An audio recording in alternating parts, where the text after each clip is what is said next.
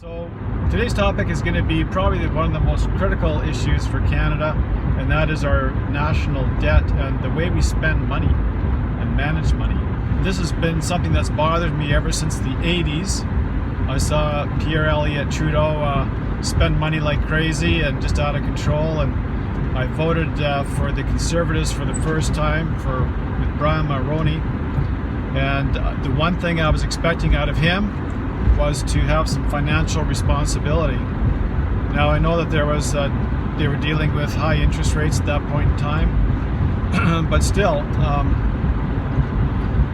you can see that there was a huge amount of money spent there, and it's continued on all the way through. You had Chrétien and Paul Martin producing surpluses, but other than that, it's always been overspend.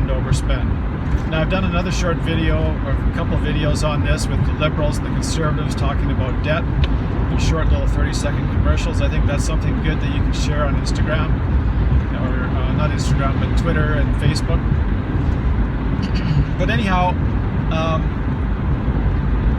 we're in a situation where the national debt is over $700 billion, and there just seems to be no end in sight. There's always some excuse for spending more money, and not reining it in.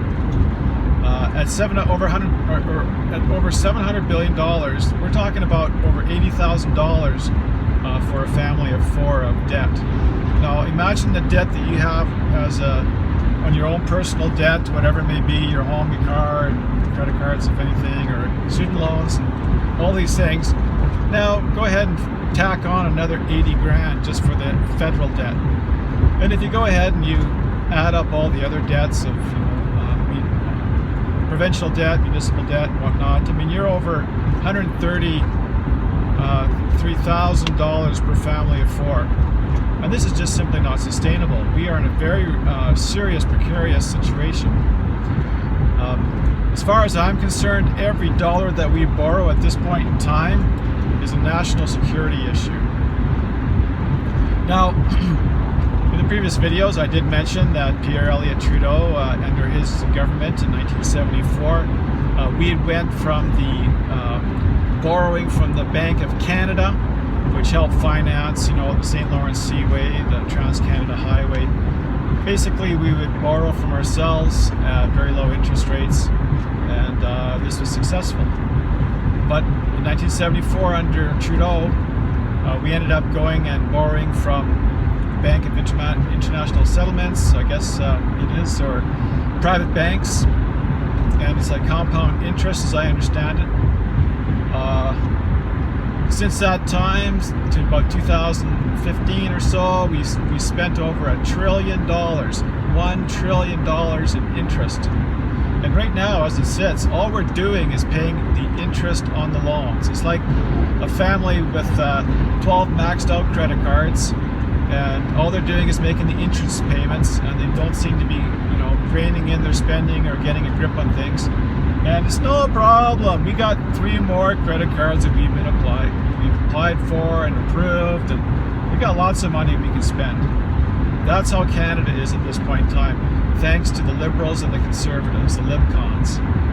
And if they, they should be ringing the warning bell and sirens and flashing lights and saying this is a national emergency. I mean, we're 75% on our way to Venezuela. You go look at what's happening over there and you'll be shocked. And our reckless governments just continually overspend. Now, with the People's Party, we have a plan to get rid of to create a balanced budget in 2 years, get rid of the overspending, and we say how it's going to be. Now, the Conservatives under Andrew Scheer said, oh yeah, we'll balance the budget in 2 years, but they never really laid out a plan. And now Andrew Scheer has broken his first campaign promise right off the bat. Take a look at that, consider it, because any promises that he makes now will be the same as this. When he went for the leadership race of the Conservative Party of Canada, he said that he would absolutely have a balanced budget in 2 years, and he even said so afterwards. Okay? Maxime Bernier said the same thing. And now he's saying, oh no, we can't do it for 5 years because Trudeau just spent like a wild man. Well, that's nonsense. Because Trudeau overspent doesn't mean that you have to overspend as well. So it's just a con game. And so even before the election here in October, Andrew Scheer has broken his election promise. So imagine what happens if he gets into power. How many promises is he going to break? All they have to do is break 20% of their promises, and they basically have a liberal platform.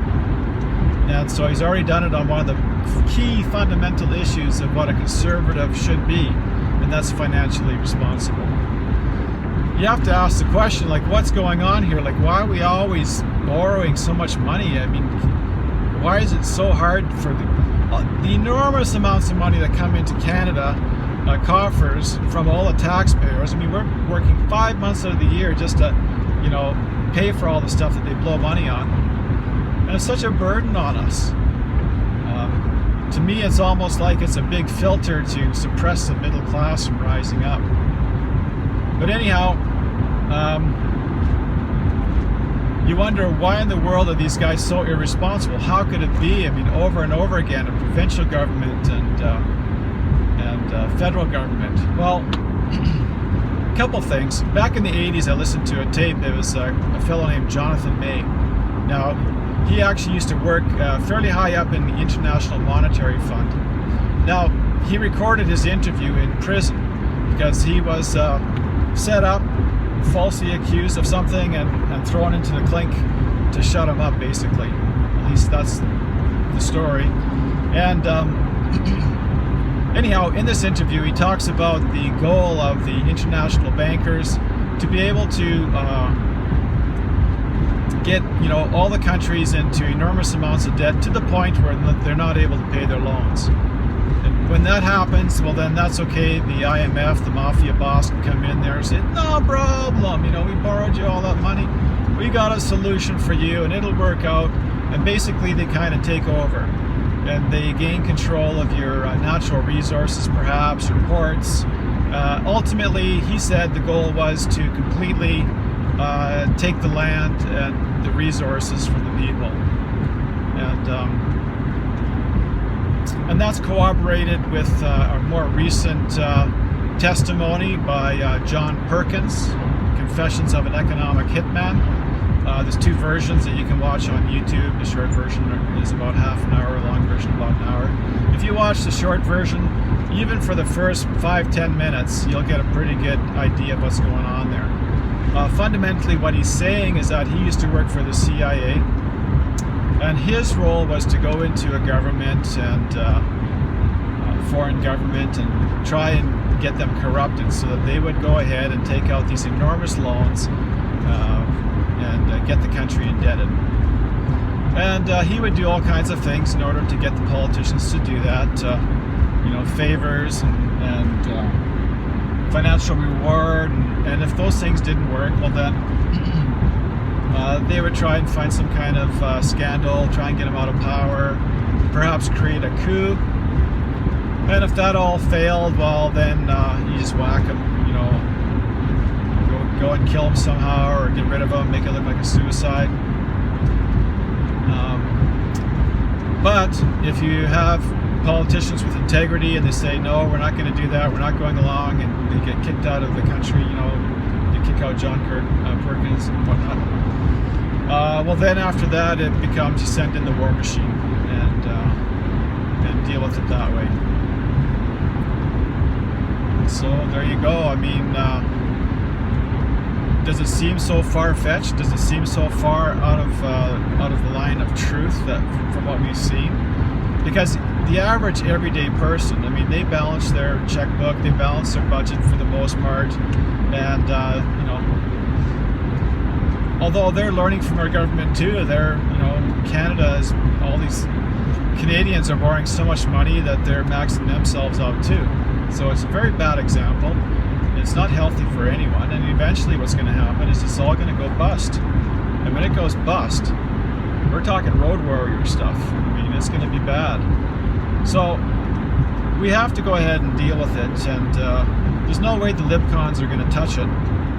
Andrew Scheer, he's postponing it for 5 years, and it'll be something else, some other excuse. So yeah, so he's blaming it on Trudeau now, which is so lame. I mean, come on. So if he's going to do that kind of stuff now, he's going to do it in the future. There's no doubt about it in my mind. And it'll be done on a whole bunch of issues. They have their focus groups and their polling that they do, so they know exactly the words to speak to get your votes. With the PPC, it's none of that. There's no polling or focus groups. It's just basically sitting down with common sense and saying this is the way, we think it should be.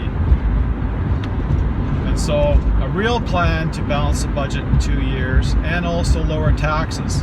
Now when I tell people that, they don't believe it. They don't think it's possible. But absolutely it's possible. When you see the amount of enormous expenditures that are being done and just billions of dollars is flying out the window left, right, and center, well, yeah, you can go ahead and just tighten that up. And we want to be able to shrink government and get government out of your lives and all of the bureaucracies and the costs involved in that. Simplify our tax system that costs billions of dollars to run that machine. And, you try and do taxes. I hate doing taxes. Every time I have to do taxes, I get upset because it's just such a nonsensical thing. And make it simple and straightforward. And but yeah, so our debt is a really big, serious issue, and no one talks about the debt. They talk about balancing the budget like it's balancing or dealing with the debt, and it's not. It's just basically talking about overspending. If you can't balance your budget, you're overspending. And like I said, every dollar that we overspend, given the scenario that we're borrowing from private banks, it's a national security issue. People should be revolting when the government's overspent. So once the budget is balanced in 2 years, then from there we can start looking at dealing with our debt. And it's an enormous debt that's been built up over decades and decades, so it's not going to be something we can just turn around overnight. But if we have some nice creative solutions, we're going to have to do some belt tightening. And it's not, like people always want all of these handouts, but they have to realize that, hey, this is costing us big time, and it's costing our children, and we're risking the very nature of our society and the sovereignty of our nation over this thing. So don't be selfish and get conned by some kind of special interest spending that the governments are going to lay out on you. Renovate your home or clean your furnace, or I don't know, no, enough of that. Make no mistake, we're going against extremely powerful forces in the world if we do this. And we might have national security issues. We might be invaded. You never know. They might send the UN after us or something. But I think we have to do what's right. And so it's not going to be easy, but I think it might be easier than you think as far as the government just dealing with all of the nonsensical spending. That'll be the easy part. The hard part's going to be all of the flack and fallout and chaos that would be stirred up in order to stop the PPC from doing all of these great things. But yeah, our national debt, it's a super big issue, so let's all get on board and deal with it. PPC 2019.